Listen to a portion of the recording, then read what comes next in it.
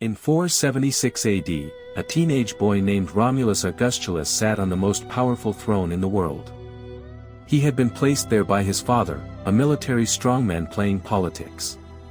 He was emperor in name only, a figurehead in an empire that had already lost faith in itself.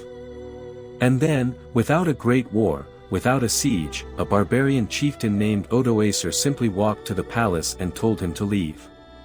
The boy handed over his crown without resistance. No army rose to defend him. No legion marched to his aid. And just like that, over 1,000 years of Roman civilization ceased to exist. The eternal city had fallen, not with a bang, but with a bureaucratic whisper. At its peak, Rome was something the world had never seen before, and has never truly seen since. An empire stretching from the cold moors of Scotland to the scorching deserts of Mesopotamia. Aqueducts delivered clean water to 1 million people in the capital alone. Roman law governed every dispute from Britain to Babylon. The same coins exchanged hands in Damascus and in York. A network of roads so perfectly engineered that some still carry traffic today. For 4 centuries, the Mediterranean world knew a single law, a single language of power, and something genuinely rare in human history, peace. It was called the Pax Romana. And it was real. The secret behind Rome's power was its army. The Roman legion was the most sophisticated military machine the ancient world had ever produced. Each soldier was a professional, trained year-round, equipped with standardized weapons, paid a regular wage, and bound by an oath of loyalty not just to the emperor, but to the legion itself. A brotherhood that could last a career. A single legion of 5,000 men could build a road, besiege a city, cross a river, and defeat an army twice its size, all within the same week. At the empire's peak, 30 such legions guarded the frontiers from Scotland to the Sahara. It was this machine that held civilization together. And when it began to fail, everything else followed. Between 235 and 284 AD, just 49 years, Rome cycled through 26 emperors. Most were military generals who seized power through violence, and were deposed the same way. The average reign lasted less than 2 years. Several lasted only weeks. The empire fractured into 3 rival factions simultaneously, each claiming to be the legitimate Rome. Plague swept through city after city. Barbarian raids struck the frontiers from every direction at once. The roads fell into disrepair. The courts stopped functioning. The ancient world's greatest superpower had entered a freefall so severe that historians call it simply the crisis. The machine that had held civilization together for centuries was beginning to break. To pay for endless wars and an ever-growing bureaucracy, the emperors debased the currency. Roman coins that had once been pure silver became copper shells with a thin silver wash, worthless as anything but propaganda. Merchants stopped accepting them. Trade routes that had connected the empire for generations began to wither. The middle class that had made Rome prosperous started to disappear. Cities shrank. Farmers abandoned their fields because the tax collectors took everything and left nothing to live on. The government responded by demanding payment in goods rather than coin, which made everything worse. The greatest commercial network the ancient world had ever built was quietly disintegrating from within, not by invasion, but by the slow rot of broken trust. In 395 AD, the Emperor Theodosius died. He was the last man to rule the entire Roman Empire alone. Before his death, he divided it between his 2 sons, Arcadius in the east, Honorius in the west. It was meant to be a practical arrangement. The empire was simply too large for one man to govern effectively.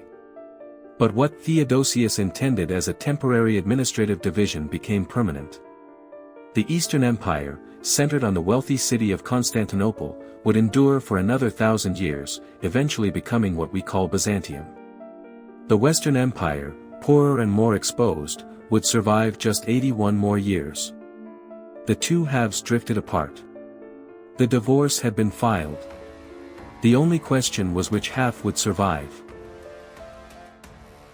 Far to the east, on the vast Eurasian steppe, a people called the Huns began moving westward with terrifying speed and violence. No one in Europe had ever encountered anything like them.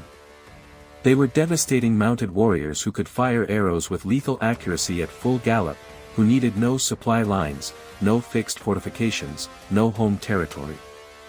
They lived entirely in the saddle and moved like a force of nature. Every tribe they encountered was given a simple choice: join or flee.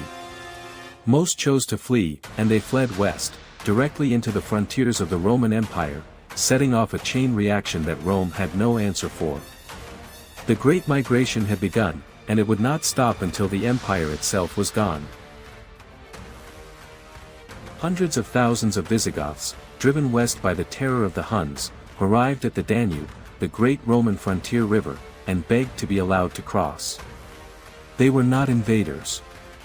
They were refugees, entire families, women with children, the elderly. They spread along the riverbank for miles, more people than some Roman cities contained.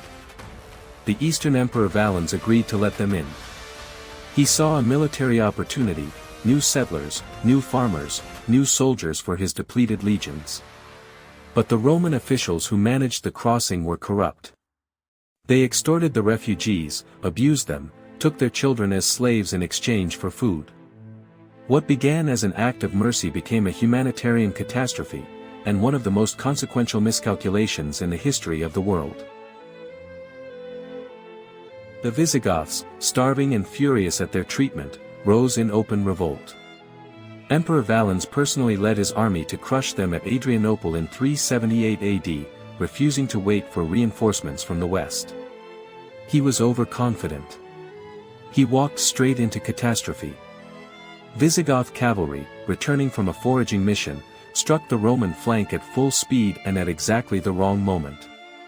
The Roman infantry, exhausted and packed too tightly to maneuver, collapsed in on itself. The legions that had conquered the world were cut to pieces in the heat of an August afternoon. Valens himself was killed, the first Roman emperor to die in battle against a foreign enemy in over a century. In the dust and the blood of Adrianople, something irreversible had occurred.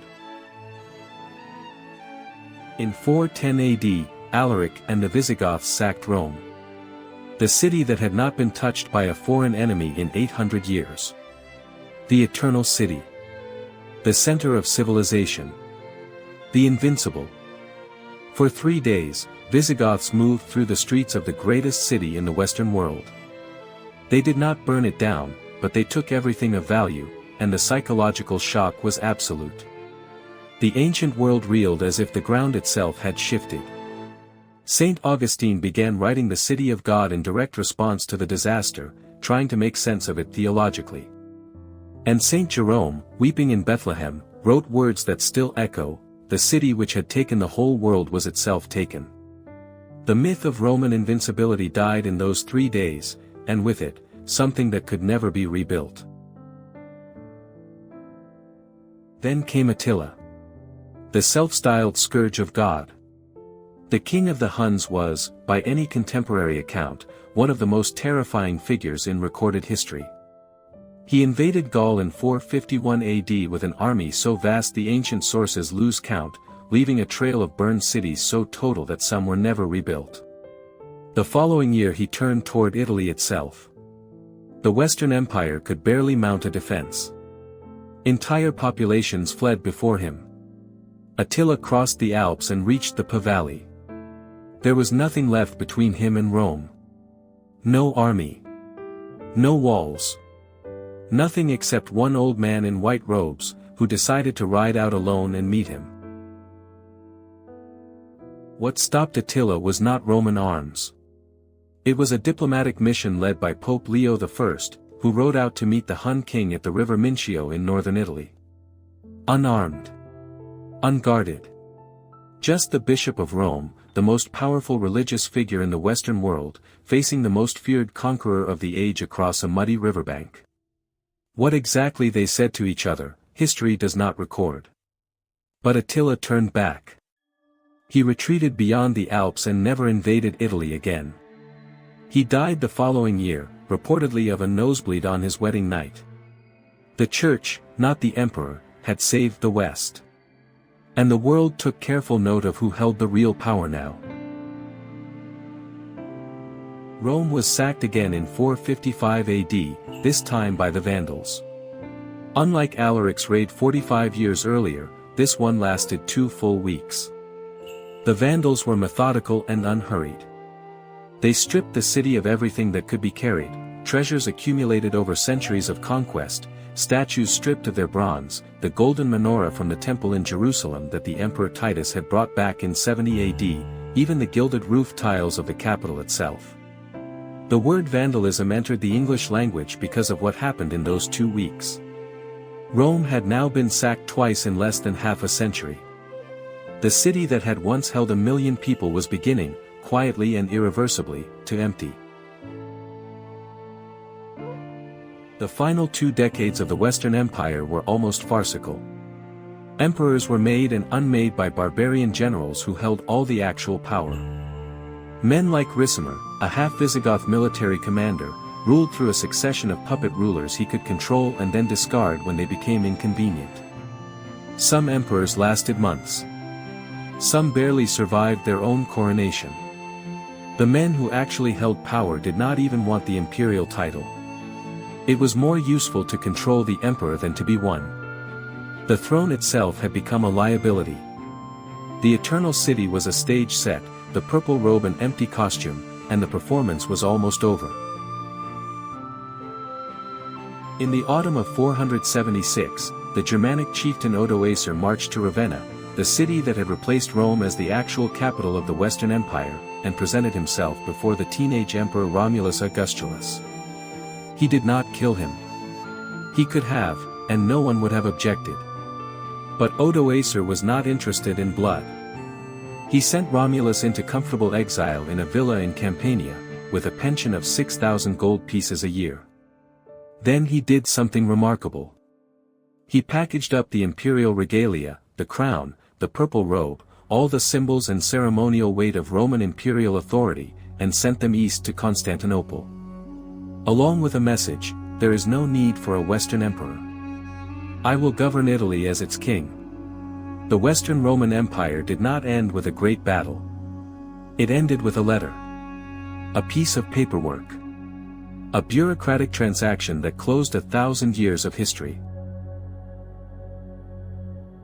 Something ended that day that the world has spent 15 centuries trying to understand. It was not just a government that fell. It was an idea, the idea that civilization could be held together by law, by order, by shared institutions that outlasted any single ruler. The road still ran after 476. The aqueducts still carried water. Latin was still spoken from the Atlantic to the Adriatic. But something invisible had been extinguished, something that cannot be rebuilt by keeping the infrastructure running. The belief that these things were permanent. That civilization, once built, could not be unmade. Rome had not just been a state. It had been a promise. And the promise had been broken. Historians still argue about why Rome fell. Some say military pressure from outside. Some say economic collapse from within. Some say moral decay. Edward Gibbon blamed Christianity. Modern scholars point to climate change, to pandemic, to the lead in the water pipes. The truth is probably all of these things at once, woven together across centuries in ways that no single cause can capture. Perhaps the most honest answer is simpler than any theory: Rome fell because nothing lasts. Not empires. Not certainties. Not the walls we build against the dark. Every civilization that has ever risen has also fallen. The question is never whether, only when, and what comes after. And perhaps that is why, 15 centuries later, we are still telling this story. Because somewhere in Rome's fall, we recognize something we are afraid to name.